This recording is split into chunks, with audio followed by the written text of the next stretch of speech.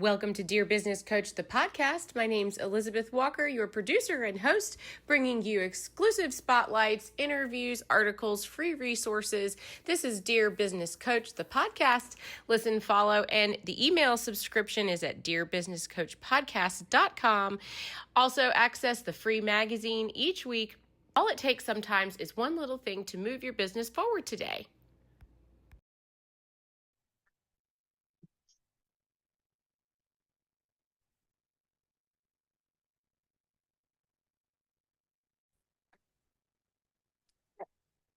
And welcome. Okay, awesome. We're here together. Curtis McCullom. Am I saying your name correctly? That's exactly correct. You did a great job there. Oh, good. Excellent. Thank you. Just have to check. Well, how are you today? I'm doing fantastic on this early morning here in Southern California. So great. Yeah, well, thank you so much. I have a couple of things to say. This is a change in seasons. This is the end of summer. I'm in Virginia, so we have just a little bit of a different seasonal changes. What's going on with you right now as far as like seasonal changes? It's also a quarterly change. Well, basically, if you're talking just strictly about the weather, since I'm in Southern California, we don't have a lot of changes. Yeah. We have spring and we have fall. And kind of that's it. And we have a little rain sprinkle here and there, but other than that, but when you're talking about the seasons of life, things are always changing, meaning that regardless of where we are on our journey, it's always learning, growing, expanding, and transforming. And that's kind of where I kind of captured my legit mindset concept is that regardless of where we are, there is always either my dad used to say he was a preacher. He used to say you either going into a storm, coming out of a storm, or one of the two, or now you have some calm, but you're either going in or coming out of. So you just always have to be prepared for whatever, regardless of what season you're in at this time. Yeah. Well, I thought that would be a fun question to ask you. And I think a lot of folks are thinking about that in terms of it's also everywhere right now, at least in the United States, right? We also just went back to school, and there's all kinds of things like that that are for a lot of us the same kinds of ebbs and flows of life. So I thought about that this morning, and I'm thinking about that today as we're talking. So thought I'd bring that up. And I'm looking at your logo, Curtis, Bespoke Human Potential Coaching. So how do you introduce yourself? I introduce myself as a coach. I normally help CEOs, entrepreneurs, and founders actually get rid of the blind spots, the challenges in their life that's actually preventing them from actually getting the revenue and having the relationships they actually have. So I do that by various ways, but what I do is just help CEOs and entrepreneurs and founders to try to get rid of those blind spots. They kind of been carrying around since childhood, usually, and we Mm. help get rid of them fast so that now they can get the income, the relationships, and have the relationship or the connection with their team that they all desire.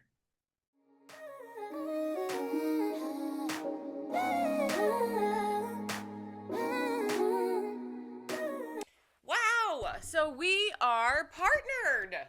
The Dear Business Coach podcast is now officially partnered with NordVPN. And you know what? Look out for the logo, some press releases, cool information. What in the heck is a VPN and how does it work? I'm really excited. I travel and now I know how to get the VPN security I need. So, Nord is now officially our affiliate partner. Look out for ways to support the show by going to the affiliate link I provide to you in your email and other places you can see it on the website. Thanks so much, NordVPN.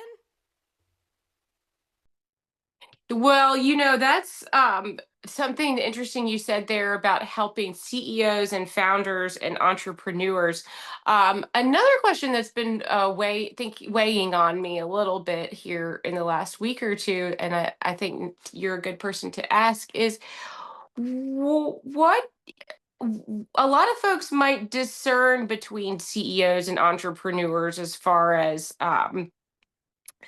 mindsets. Yeah. Right. And sometimes I feel like I have to explain if I'm coming from the mindset of an executive as somebody who works for a brand or an organization, or am I an entrepreneur where I'm thinking of myself as the business, or I'm thinking about the brand more closely as my identity. And I wonder if, do I, when I'm asking you coaching help, asking you for coaching help, do I need to think about myself differently if I'm in one of those different roles? How do you see that? Basically, the way I see it is really and truly how you actually have the label. We use labels all the time, and these labels have different connotations according to the person who actually saying it, right? If sometimes, because I'm a CEO of my company, and I'm also an entrepreneur, and I'm also a founder, and I'm also a professional salesperson. Is there a difference between them? Not really. Now, the role that I play is still the same role. So, as a coach, my job is, regardless of how you come, is to actually determine what the best methods to help you move to the next level. So, when it comes to me as a coach, it doesn't matter what label you come with. Mm. I still have a framework that will kind of encompass that. Hence, the name of my company is Bespoke Human Potential Coaching, meaning that we're going to customize the approach regardless of who you are and what your label is, and kind of what you do with your company. The question is that do you have a blind spot? Do you have a point in your life where it's actually preventing you from actually becoming the best version of yourself? That's kind of what I'm mostly concerned about. Right. Probably, yeah. I mean, if I am concerned about blind spots, I'm thinking to myself, and I'm saying me, Elizabeth, I'm thinking, oh, okay, so this what is a blind spot? A blind spot is something that is close, but I can't see it. It's in that section of vision where I just don't have access to see it. So when I'm driving a car, I need to make sure that I know where my blind spots are. So that's what I think of. What is a blind spot? Basically a blind spot in my because everybody have blind spots, right? I mean, think about it. All of us have something in our lives that we might want to improve. The question is that now is that thing preventing you, Elizabeth, from actually getting what you want? Give you an example is that uh, everybody might have a little blind spot about money, mean making money. So the blind spot would be I'm making good money and now I want to make more money, but something is stopping me from actually making the kind of money I want to make. That becomes the blind spot in my situation where you need my help. Some things that we can live with, hey, it's like it doesn't stop me. I feel it. I feel a little uncomfortable in certain situations, but it still doesn't affect me or will prevent me from actually doing what I want to do. I love that scenario that you mentioned about the car in the sense that we all have blind spots, meaning that if the car next to you is preventing you from actually getting to your exit, that's a problem. If the Mm, car next to you in your blind spot and you're going full speed ahead and it doesn't really bother you because I'm not going to go to the left, I'm not going to the right, I'm still going down the freeway. Even though the car is there, it's there. I see it, I sense it, I know not to move this way, but it's not preventing me. But if my exit is here, I want to get off, I want to move forward, and that car is blocking me, then there's a problem. yeah. Right. That's great. That actually is a really, really good visualization. So when I'm aware of the vehicle, I also have to identify if it's something I need to get around or pay attention to or not. Yeah. Right. Either Yeah. way. I mean, and that's okay. And that's what I tell people all the time is that some things we can live with. Now, the question to you, if you was coming to Mrs. Curtis, you know what? I'm trying to grow my company, and every time I make a decision to grow my company, something happens. I sabotage. I I get cold feet when it comes to rejection. I don't reach out like I'm supposed to. But now you want to grow, but Mm. something now is preventing you from growing, that's when I come in and we get rid of all of those things that actually prevented you from doing that.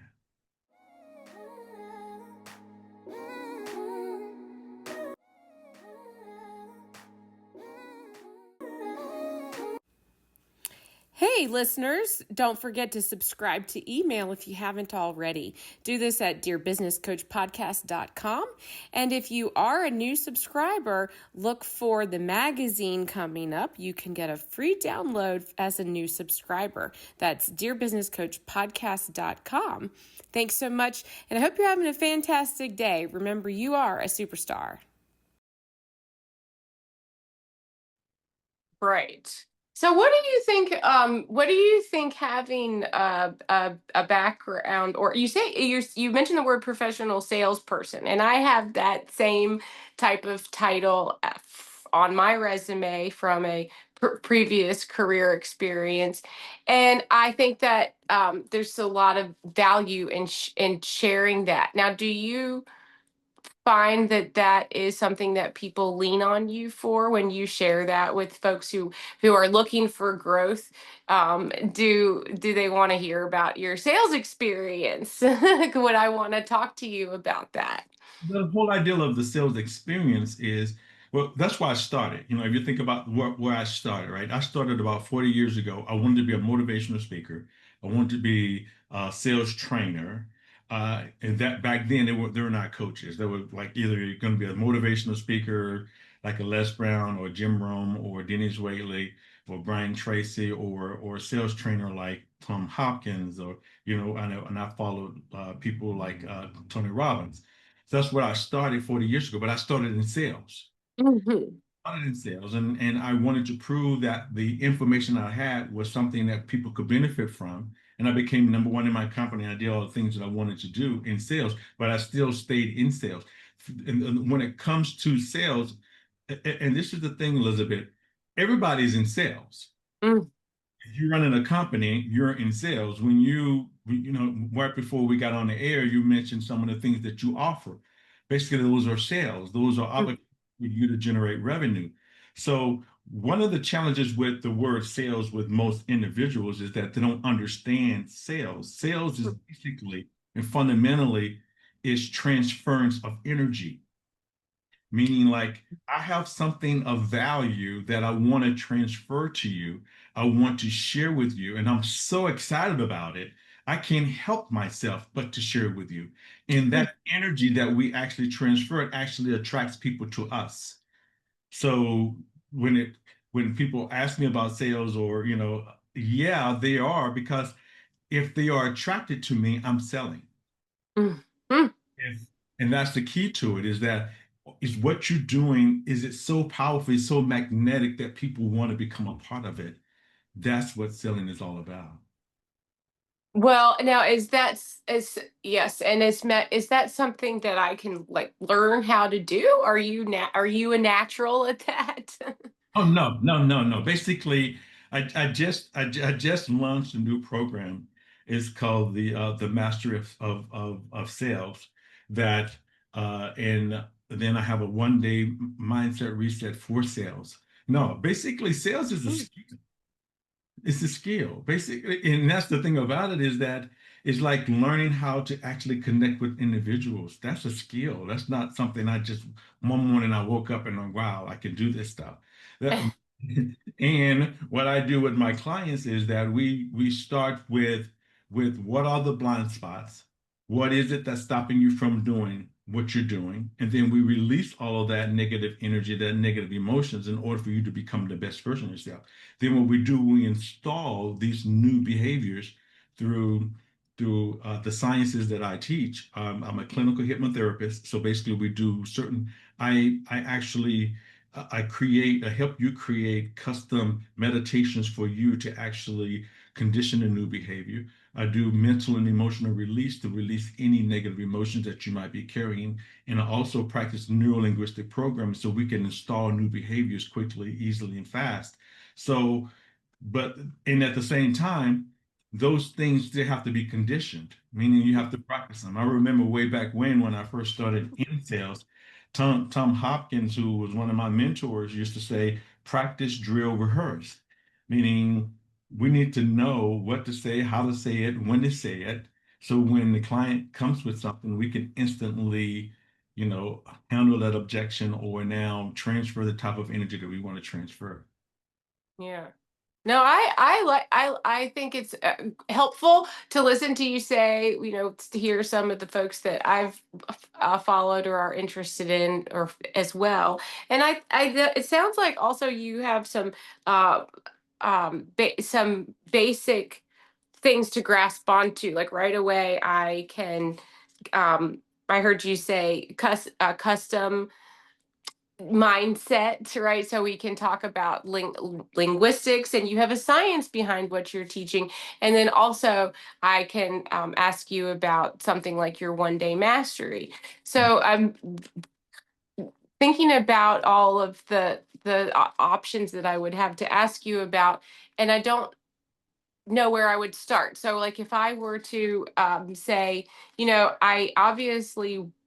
I'm obviously talking to you because am interested in growth, and I'm attracted to something about you and your information and presentation.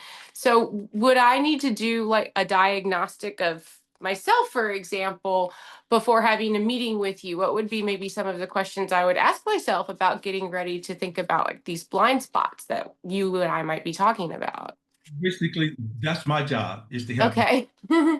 It's my job to help you figure out where you are on your journey. Mm, It'd be almost, think about it like this a little bit. It'd be almost you're trying to self-diagnose yourself before you go to the doctor, right?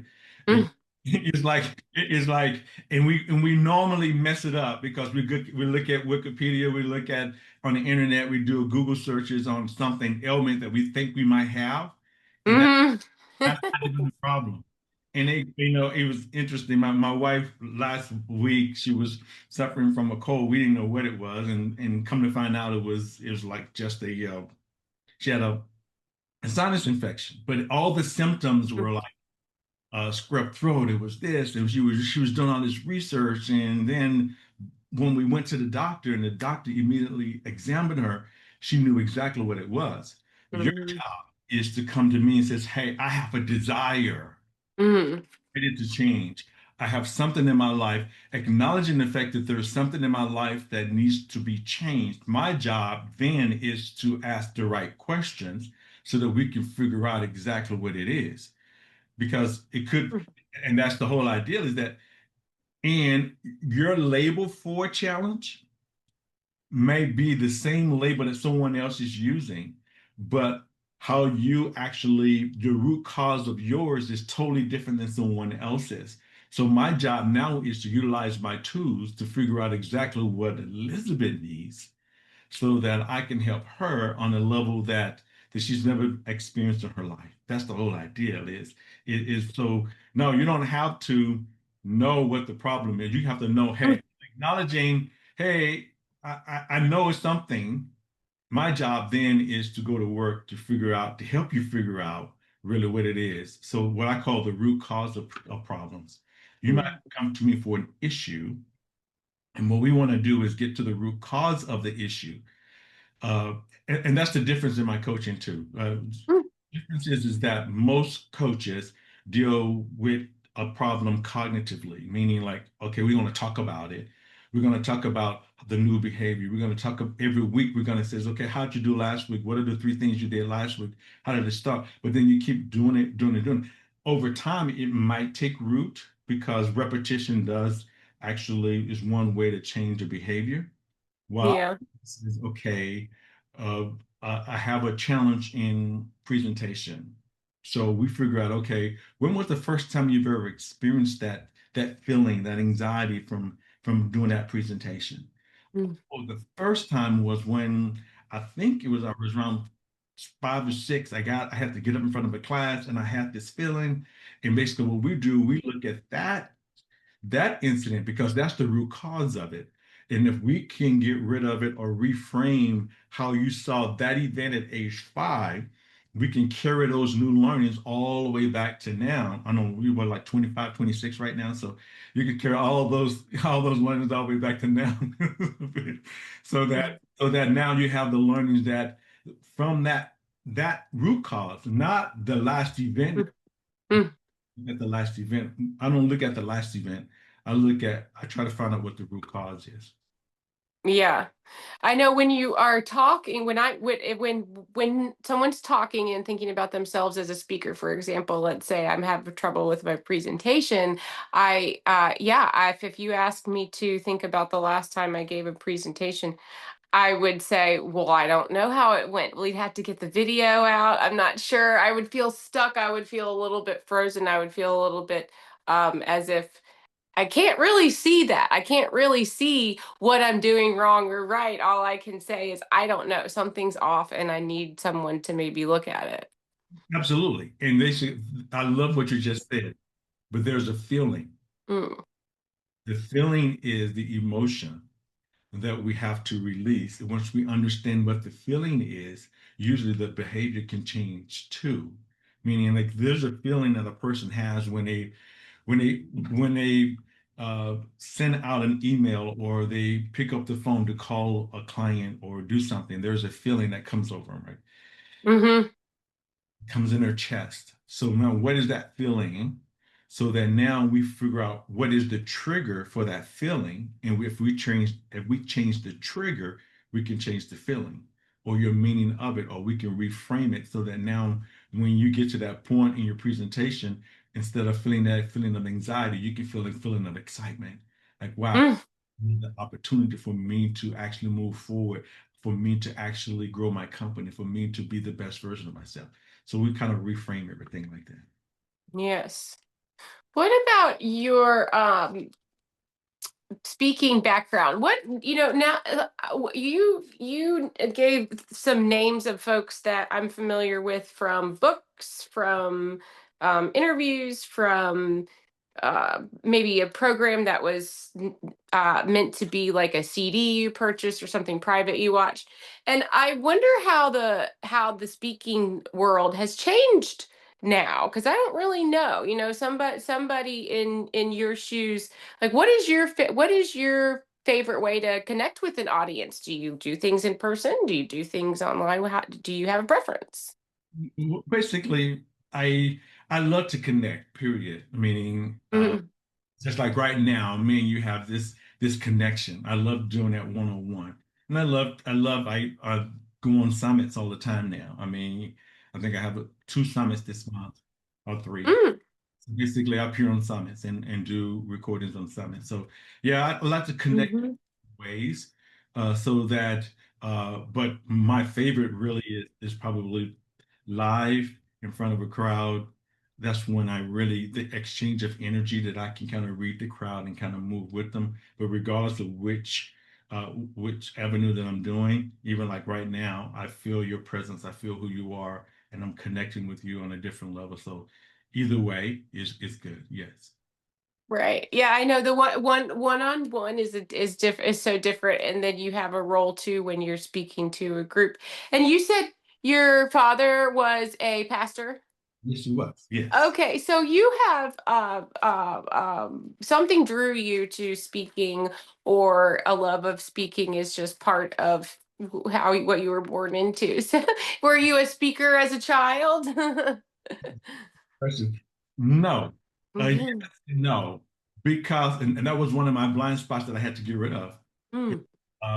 My father was a great orator. I mean, absolutely fantastic orator. But he was a person who I felt like when I was growing up that he didn't allow me to become who I wanted to become. And I was always cautious about speaking, about what I said, because he was the type of guy that would correct you for everything. So it's like, I'm not going to say anything. And I really didn't find my speaking voice until I was older, that I really kind of took off and kind of, then I had to go back and um, get rid of some of those old beliefs around my father's, even though he did the best he could with what he had, with the resources he had, still sometimes when parents do the best that they have with what the resources that they have, still can give you complexes, syndromes, and limiting beliefs that you carry forward. And I was carrying that for a long time. And I'm finally now finding my voice of who I am and what I do. And I was a pastor for a few years. I got about 10 years ago. So yeah, it's in there, but at the same time, regardless of that, I still have some blind spots, some limiting beliefs, some negative emotions around my father that I had to get rid of in order for me to now shine and become the best version of myself. Wow. Yeah, I don't know if I was expecting that answer. And it was a funny question to ask you if you were a speaker as a child, and I know that sounded bizarre, but I think of people who grow up with folks who are either in forward facing roles. Yeah, sometimes you do find yourself as a youngster emulating, so that's why I wondered. But well, that's fascinating. I don't Let me check the time really quick and see what oh, we have a couple minutes left. So I do want to see if maybe I should ask you too, what got you into thinking about coaching as opposed and from speaking? Did you actually want to start speaking? You said you wanted to be a speaker and that's the world you came from, and then is that synonymous with your coaching, or how did that take shape? Well, basically, the way it took shape is that you can call the stir I started with was about 40 years ago. That's what I wanted to be. I wanted to become a motivational speaker. I wanted to become a sales trainer and all those things. And just like most of us, life got in the way. And it took me 40 years to get here. So I talk about in a biblical way, it's like, the 40-year journey that the children of Israel went through the desert and all of this, the ups and the downs and stuff. And so about 6 years ago, I was in a position to retire from financial services. I was a certified financial planner, and I worked in the financial services world since I started in sales as a manager, as a trainer, and as a coach in financial services, and as a professional salesperson. And about 6 years ago, me and my wife decided, hey, we're in a position, once you do what you've always loved doing, and that's coaching. And that's kind of how I got back to where I am now. But it was a long journey. I don't suggest that people should take that long to find passion in their dream. I think they could do life faster and quicker and easier than the route that I took. But that's Well, so but now that's helpful though as well, to be able to listen to you and your experience. That's definitely comforting. Do you get that a lot? Well, yeah, and that's the whole idea is showing individuals authentically that even though I'm here, that doesn't mean I have it all together, right? It means that I'm still in the process of what I call my legit mindset. I'm still learning, I'm still growing. I'm still expanding. I'm still, transforming as an individual. So, and that process never stops, Elizabeth. That's what sometimes people think is that, wow, I've made it. Well, no, the universe itself is still expanding. Everything is always growing and always expanding. And so I think we are individuals of expansion. So we have to, once we reach one plateau, we need to get ready because now we're going to have new learnings, we're going to have new transformations and new ways of becoming better than what we were yesterday. Well, that sounds nice too. I like that too. Yeah, I mean, and to hear those words, I feel like sometimes we do feel like well, at some point, I'm supposed to n- uh slow down, or at some point growth is you can get too big for your britches. So I love what you just said.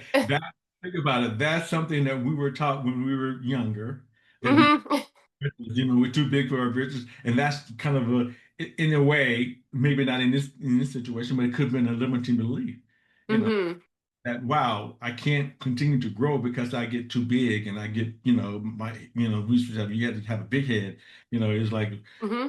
those types of things, those little things that we experienced when we were younger, it still carries with us. And these messages that we tell ourselves sometimes limit us from actually becoming bigger than what, because I serve, I mean, I'm a believer in God. That's the term or the label I use for the universe is God, is that I believe that God is always expanding and he wants us to be the best version of ourselves, or she, whatever you want to call it, but they want to be the best version of ourselves. And so sometimes we limit ourselves even by the language. And that's part of neuroprogramming. Linguistic is the language. What are we saying to ourselves to actually prevent us from becoming the best version of ourselves?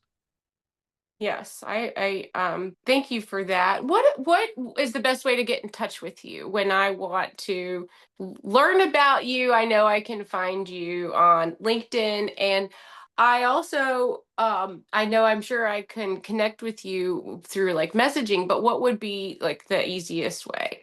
Basically, that is one of the easiest ways. Just Okay. LinkedIn is because I'm always on LinkedIn. I'm on all social media platforms. And I also have a website. You can go to curtismccallum.com or Bespoke Human Potential Coaching, one of those two. That's my website. You can link with me there also. So yeah, there's those are the ways, but usually either one, we can definitely you can get in touch with me on any of those platforms. Okay, good. So, great. And curtismccullum.com. And also, that will be available for people to look at in the show notes or in the magazine article or in the email for the subscribers. And, I actually will send those resources to you so if we can look out for those. I think I have taken up all of your time. And so, yeah, I have to let you go and get on with your day. I want to say thank you and curtismccullum.com or LinkedIn. And actually, is there anything else I can list for you that I can put in like the newsletter, for example, that you'd like people to know about? Well, basically, as I said before, I'm launching the new program, and I'll send you the links to that program. We're just finishing it up right as we speak, but I don't know when it's going to be aired. But by the time this is aired, it should be definitely up and running. It's called the Legit Mindset One Day Sales Reset, and what it is specifically for people that are entrepreneurs and professional salespeople and CEOs, that sharing with them how to actually move their life and get rid of the blind spots and actually increase their revenues through that particular program that we just started to launch right now. I'll have Belle to send you that information also. Okay, well that sounds really exciting. I'm fascinated to check that out. Okay, well thank you. Well, Curtis, thank you so much for coming today, and I hope we will catch up again soon and maybe come back if you can. Absolutely. Thank you, Elizabeth, for having me this morning. I appreciate you. I appreciate your platform, and definitely let's keep it going. Let's keep the conversation going and see how we can help and support each other in what we do. Yes, thank you. Okay, awesome. Well, I will talk to you next time. Have a great day.